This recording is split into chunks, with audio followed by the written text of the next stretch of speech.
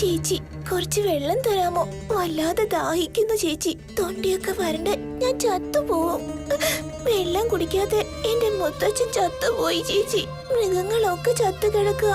കുറച്ച് വെള്ളം താ ചേച്ചി.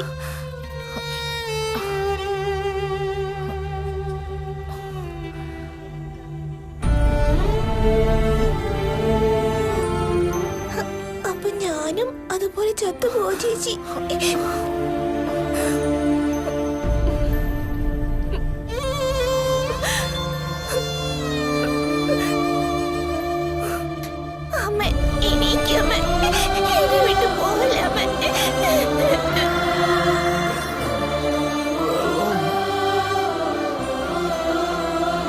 ഭക്ഷണം കിട്ടാനില്ല. കന്നുകാലികളെല്ലാം ചത്തു തുടങ്ങി.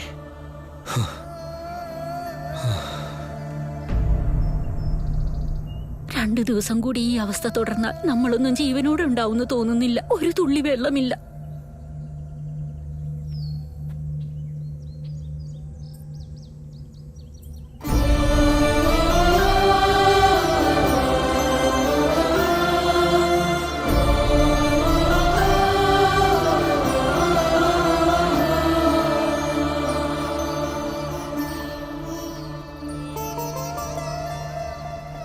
എന്തു പറ്റി രുദ്രാംഗി?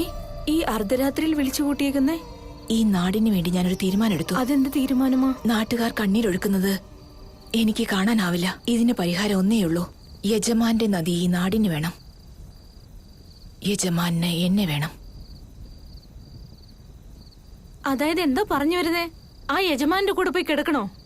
ഇത് ശരിയോ തെറ്റോ എന്ന് എനിക്കറിയില്ല. ശരിയാണോ തെറ്റാണോ എന്ന് തീരുമാനിക്കാൻ ഞാനത്ര വലിയവളുമല്ല. അതുകൊണ്ടാ ഞാൻ വീണ്ടും പറയുന്നേ, ഈ നാടിന് വേണ്ടി ഞാൻ എന്റെ ജീവൻ നൽകും. തെറ്റാ മോളെ, നീ എടുത്ത തീരുമാനം തെറ്റാ. ഇക്കാര്യം മലേഷ്യേട്ടൻ അറിഞ്ഞാൽ തോറ വെട്ടിക്കളയും.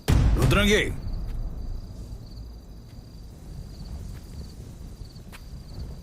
ദേ കേട്ടില്ലേ മലേഷേ? ഇവള് പറയുന്ന എന്താണെന്ന് നോക്ക്.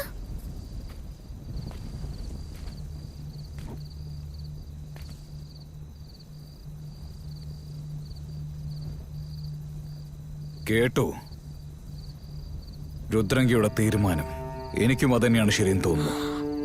ഇത് നിങ്ങൾക്ക് തെറ്റായി തോന്നിയാൽ എന്റെ രുദ്രംഗിയുടെ തല വെട്ടിക്കളയൂ. ഇതെങ്ങനെ തെറ്റാവും? ത്യാഗമല്ലേ? 1000 ജീവനുകൾ ത്യാഗം ചെയ്യുന്നതിനേക്കാൾ ഇവിടെ ചെയ്യുന്ന ഈ വലിയ കാര്യത്തിന് നമ്മൾ എന്നും കടപ്പെട്ടിരിക്കും.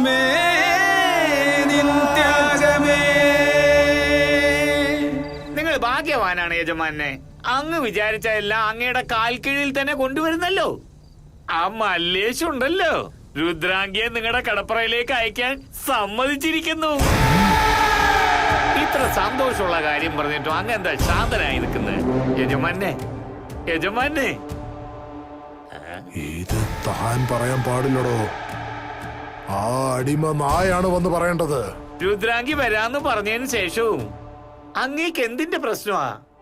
സിംഹത്തിന്റെ മുമ്പിൽ പോയി വെല്ലുവിളിച്ചാൽ അത് വെറുതെ വിടുമോ? വിട്ടുവെക്കില്ല. എന്നാ പിന്നെ ഭീമറാവ് എന്തിനു വിടണം? അവൻ എന്റെ മുമ്പിൽ വന്ന് അവന്റെ വായിൽ നിന്ന് തന്നെ ഇത് കേൾക്കണം. മനസ്സിലായോ?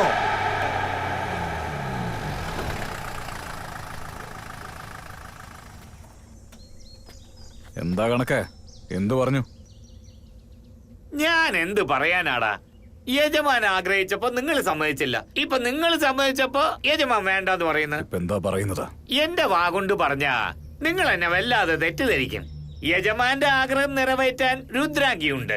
യജമാനെ അപമാനിച്ചതിന് ആര് കണക്ക് പറയും? മല്ലേഷ് വേണം പറയാൻ. അതുകൊണ്ട് മല്ലേഷ് യജമാന്റെ അടുത്ത് പോയി കാലിൽ വീണ് ക്ഷമ ചോദിക്കണം. അപ്പൊ നിങ്ങളുടെ ആവശ്യങ്ങൾ നിറവേറും. അനിയ മലേഷേ, നാഗത്തിന്റെ വിഷത്തിനു കൂടി മരുന്നുണ്ട് മലേഷേ. പക്ഷെ ആ യജമാന്റെ വിഷത്തിന് മരുന്നില്ല. നീ പോവല്ലേ അനിയ? പോകല്ലേ മല്ലേശൻ, പോകല്ലേ. ദയവ് ചെയ്ത് ഞങ്ങൾ പറയുന്ന ഒന്ന് കേക്ക്.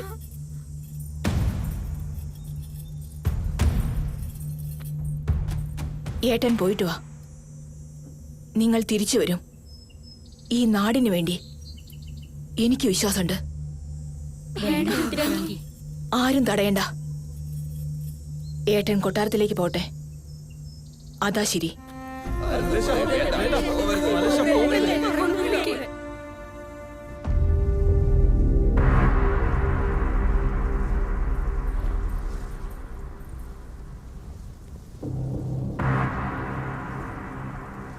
യജമാനെ മല്ലേഷ് വന്നിട്ടുണ്ട്. മല്ലേഷ് എന്ന് വെച്ചാൽ ആരാടോ? നമ്മുടെ രുദ്രാംഗിയുടെ ഭർത്താവാണ് യജമാനെ. മല്ലേഷ് ആരാടോ? അവൻ ഞാൻ വളർത്തിയ ഒരു പട്ടി.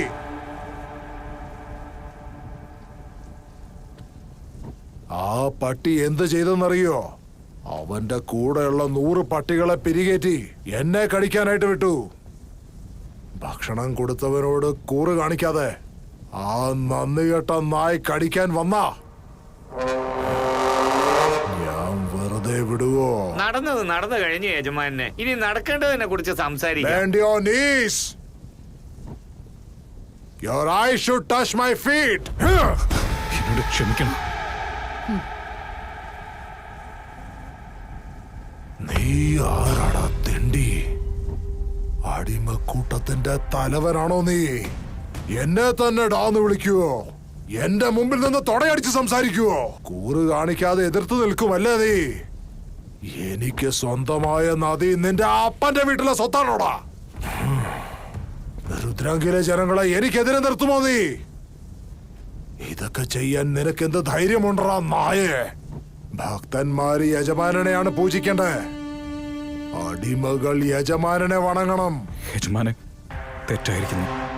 എന്നോട് ക്ഷമിക്കണം. നിന്റെ രുദ്രാംഗി എന്റെ കൂടെ സന്തോഷമായിരുന്നാൽ എന്റെ ആഗ്രഹം മാത്രമേ നിറവേറുന്നുള്ളൂ. പക്ഷെ ഞാൻ സഹിച്ച അപമാനത്തിന് എന്ത് സമാധാനം? അതെല്ലാം നീ തന്നെ ശരിയാക്കിയേ പറ്റൂ. നിങ്ങൾ എന്ത് പറഞ്ഞാലും ഞാൻ അതേപടി ചെയ്യാം. ഞാൻ പറയുന്നത് അതേപോലെ തിരിച്ചു പറയടാ. നിങ്ങൾക്ക് അടിമയായിരിക്കാൻ വേണ്ടിയാണ് ഞങ്ങൾ ജനിച്ചിരിക്കുന്നത്. നിങ്ങൾക്ക് അടിമയായിരിക്കാൻ വേണ്ടിയാണ് ഞങ്ങൾ ജനിച്ചിരിക്കുന്നത്. എന്റെ ഭാര്യയെ നിങ്ങളുടെ കൂടെ കിടത്താം എന്റെ യജമാനനെ. എന്റെ ഭാര്യ നിങ്ങളുടെ കൂടെ കിടത്താം യജമാൻ.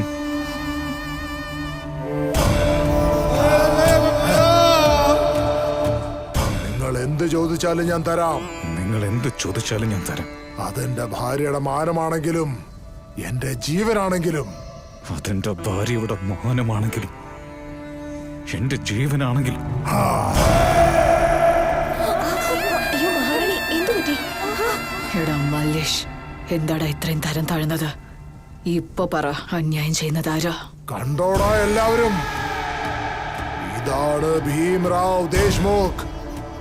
ഞാൻ വിചാരിച്ചാൽ ഇവന്റെ ചേച്ചി, ഇവന്റെ അനിയത്തി, ഇവന്റെ ഭാര്യ, ഇവന്റെ അമ്മയെ പോലും എന്റെ കൂടെ കിടത്താം. ഭീംറാവ് ദേശ്മുഖ് ഇങ്ങനെയാടാ.